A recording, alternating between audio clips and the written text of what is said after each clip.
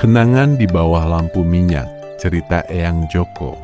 Tahun ke-1965, suara gamelan Jawa terdengar sayup-sayup, mengalun lembut seolah membawa siapa saja yang mendengarnya terbang mundur ke masa lalu. Angin sore yang berhembus membawa aroma rempah dan bumbu khas, mengingatkan pada sebuah zaman di mana kehidupan terasa lebih sederhana, namun hangat dan penuh makna. Mari kita dengarkan cerita ini, sebuah kisah dari tahun 1965 tentang seorang anak kecil bernama Joko yang kini telah berusia 68 tahun. Pada waktu itu, Joko baru berusia sekitar 6 tahun. Dunianya masih kecil, penuh tanda tanya, dan segala sesuatu terasa begitu besar dan menakjubkan. Di tahun 1965, kehidupan di Surabaya berjalan dengan ritmenya sendiri. Ayah Joko bekerja sebagai tukang jahit, sementara ibunya rajin berjualan di pasar. Namun, tempat yang paling dirindukan dan paling sering dikunjungi Joko adalah warung milik kakek dan neneknya. Kakek dan nenek Joko saat itu berusia sekitar 50 tahun. Mereka berjualan mie keluntung, makanan khas yang saat itu sudah sangat terkenal. Warung mereka tidak mewah, hanya bangunan sederhana dari kayu dan bambu, namun kebersihannya terjaga dengan sangat rapi. Meja-meja kayu dipoles hingga mengkilap, lantai disapu bersih, dan segala peralatan masak tertata dengan teratur. Masakan nenek memang tiada duanya. Racikan bumbunya pas, kuahnya gurih, dan mie buatannya memiliki tekstur yang pas di lidah. Karena kelezatannya itu, warung mereka tidak hanya didatangi oleh warga sekitar saja. Tak jarang pelanggan datang dari luar desa, bahkan dari daerah yang cukup jauh, hanya untuk menyantap semangkuk mie keluntung legendaris ini. Setiap hari pembeli datang silih berganti. Antrean kadang memanjang, namun tak ada yang mengeluh karena mereka tahu rasa yang akan mereka dapatkan sepadan dengan waktu tunggu mereka. Di tengah hiruk-pikuk warung yang ramai itulah Joko selalu berada. Bersama adik sepupunya yang bernama Waras, mereka menjadi penonton setia sekaligus asisten cilik yang belum bisa membantu banyak karena masih kecil. Tugas mereka sebenarnya hanya bermain dan menjaga diri agar tidak mengganggu kakek dan nenek yang sedang sibuk melayani pembeli. Namun, anak-anak kecil seperti Joko dan Waras pasti punya cara sendiri untuk menghibur diri. Karena sering melihat suasana di sekitar, Joko punya ide brilian. Ia mulai membuat pertunjukan sendiri. Bahan bakunya sederhana saja. Joko mengambil kipas dari bambu, lalu ia gambar dan gunting menjadi bentuk-bentuk tokoh wayang. Kadang nenek yang baik hati juga membantu membuatkan bentuk wayang yang lebih besar. Bahkan ada yang berbentuk raksasa menurut ukuran tangan Joko. Dengan bekal wayang buatan sendiri itu, Joko mulai beraksi. Di sudut warung atau di depan para pembeli yang sedang makan, Joko memainkan wayang-wayang itu sebaik mungkin. Ia menirukan suara dalang, menggerak-gerakkan tangannya, dan menceritakan kisah-kisah pewayangan yang ia tahu seadanya. Tentu saja karena dibawakan oleh anak kecil, ceritanya seringkali tidak urut dan penuh dengan improvisasi lucu.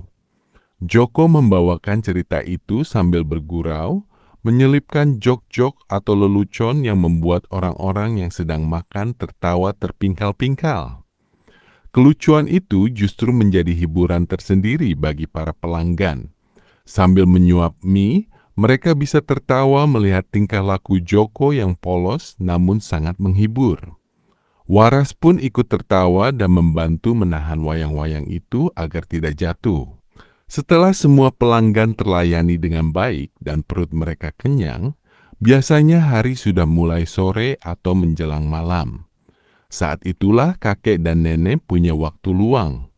Sebagai hadiah karena Joko dan Waras sudah berperilaku baik dan tidak rewel, nenek akan memasakkan sesuatu yang spesial. Nenek akan membuatkan nasi goreng Jawa. Wah, rasanya luar biasa enaknya. Bumbu kencur, kemiri, dan kecap manis yang pas berpadu sempurna, ditambah dengan aroma wangi dari api arang. Nasi goreng buatan nenek terkenal sangat lezat dan menjadi makanan favorit Joko serta Waras. Mereka makan dengan lahap, seolah itu adalah hidangan termewah di dunia. Kakek adalah sosok yang sangat mengerti hati cucunya. Kakek tahu bahwa Joko sangat menyukai dunia wayang dan pertunjukan. Suatu hari, kakek mengambil selembar seng bekas. Dengan ketelatenan dan keahlian tangannya, kakek memotong dan membentuknya menjadi kebiak wayang, alat musik iringan wayang yang terbuat dari kepingan logam. Saat kebiak itu jadi dan diberikan kepada Joko, betapa bangganya hati si kecil itu. Ia merasa seperti dalang sungguhan. Dukungan kakek inilah yang membuat Joko semakin percaya diri dan merasa bahwa apapun yang ia lakukan itu berharga. Di warung mie itu, Joko merasa menjadi bintang kecil yang disayangi semua orang. Tidak jauh dari warung mie, di sisi sebelahnya, sudah berdiri lebih dulu tempat usaha ayah Joko. Itu adalah tempat penjahitan. Ayah sudah membuka usaha itu jauh sebelum warung mie ramai. Pada masa itu, listrik belum semerata sekarang atau sering padam, sehingga penerangan masih mengandalkan lampu oblik yang berbahan bakar minyak tanah. Lampu itu digantung cukup tinggi, dekat dengan atap rumbia atau genteng. Nyala apinya kuning keemasan, menerangi sekeliling warung dengan cahaya yang hangat namun lembut. Di bawah cahaya lampu minyak itulah suasana terasa semakin magis dan tenang. Bayang-bayang orang bergerak, aroma masakan semakin terasa, dan suara tawa anak-anak bergema memecah keheningan malam. Setiap sen setelah warung tutup dan uang hasil penjualan dihitung, kakek dan nenek punya kebiasaan baik. Mereka akan menyisihkan sebagian uang untuk ditabung. Tempat menabungnya unik, sebuah celengan berbentuk semar gendut yang terbuat dari tanah liat. Pada tahun 1965 itu, alat tukar yang sering digunakan adalah uang koin. Kepingan logam berbunyi kling-kling saat dimasukkan ke dalam celengan tanah liat itu. Celengan semar itu menjadi saksi bisu ketekunan dan kebijaksanaan kakek nenek dalam mengatur keuangan meskipun hidup sederhana. Hari demi hari berlalu. Ketika jam dinding tua sudah menunjukkan pukul 8 malam, suasana sudah mulai sepi. Joko dan Waras pun pamit pulang ke rumah masing-masing untuk beristirahat. Mata mereka sudah berat, perut kenyang, dan hati senang. Besok pagi mereka harus bersekolah. Pukul 06.00 pagi, ayam berkokok membangunkan dunia. Joko bangun tidur. Ibu dengan sabar memandikannya, memakaikan baju sekolah yang bersih dan rapi. Setelah siap, Joko berniat segera berangkat. Namun baru saja melangkah keluar pintu, tiba-tiba langkahnya terhenti. "Hah, Joko, kamu kesini dulu," seru kakek dari teras. Joko menoleh. "Iya, kek. Mau kemana kamu?" tanya kakek dengan wajah sok serius. "Mau sekolah, kek," jawab Joko polos. "Masa sekolah terus?" Kakek mulai menggoda. "Gak enak libur tah gitu. Main terus kan asik?" Joko menggeleng cepat. "Masa libur terus, kek? Nanti gak pinter loh." Kakek tertawa melihat ketulusan cucunya. "Iya deh, iya. Itu mana uang sakunya? Coba lihat saku kamu." Joko membuka kedua kantong celananya. Kosong melompong. "Belum dikasih ibu, kek." Dengan senyum lebar, kakek merogoh saku celana panjangnya. Tangan keriput itu mengeluarkan beberapa keping uang logam. Krek, kakek memasukkan uang ke tangan Joko. "Nah, ini, ambil." Joko menghitung dalam hati. Saat itu, uang yang diberikan kakek adalah 25 sen. "Wah, banyak, kek," seru Joko tak percaya. Biasanya ia hanya diberi 10 sen oleh ibu. Ya sudah, masukkan ke saku. Nanti kalau pengen jajan di sekolah, pakai saja ya, kata kakek ramah. Namun Joko adalah anak yang hemat dan bijak. Ia tidak langsung menghamburkan uang itu untuk membeli jajan. Sesampainya di sekolah atau saat istirahat, Joko justru menyimpan uang pemberian kakek itu. Ia memasukkannya ke celengan kecil miliknya sendiri. Uang 25 sen itu sangat berharga baginya, bukan karena nilainya, tapi karena itu adalah tanda kasih sayang kakek. Hati Joko berbunga-bunga merasa sangat bahagia dan disayang. Sebelum benar-benar melangkah pergi, Joko tidak lupa mencium tangan ibu. "Berangkat dulu ya, Bu.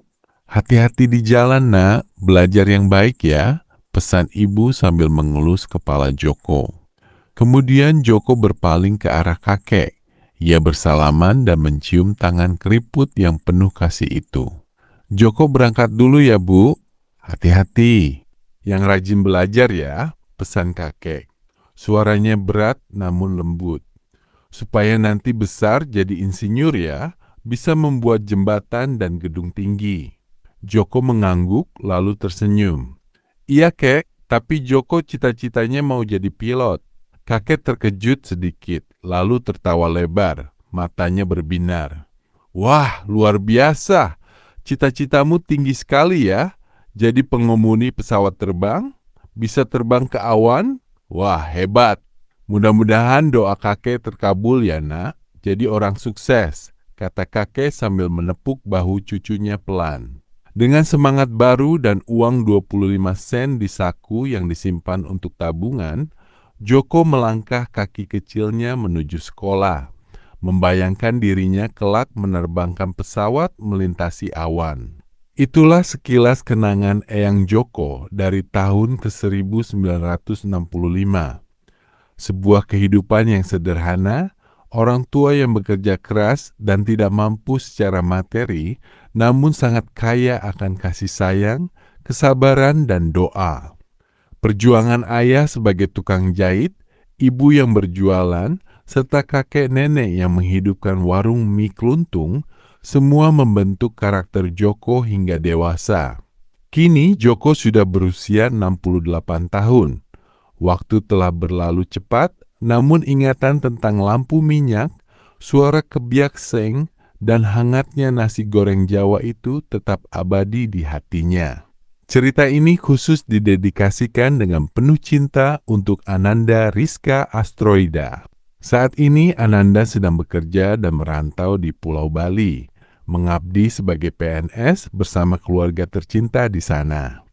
Semoga pekerjaan yang Ananda jalani senantiasa membawa berkah, kesehatan, dan kebahagiaan. Semoga selalu dilindungi Tuhan Yang Maha Esa dimanapun berada. Sampai jumpa lagi pada cerita kenangan Eyang Joko berikutnya.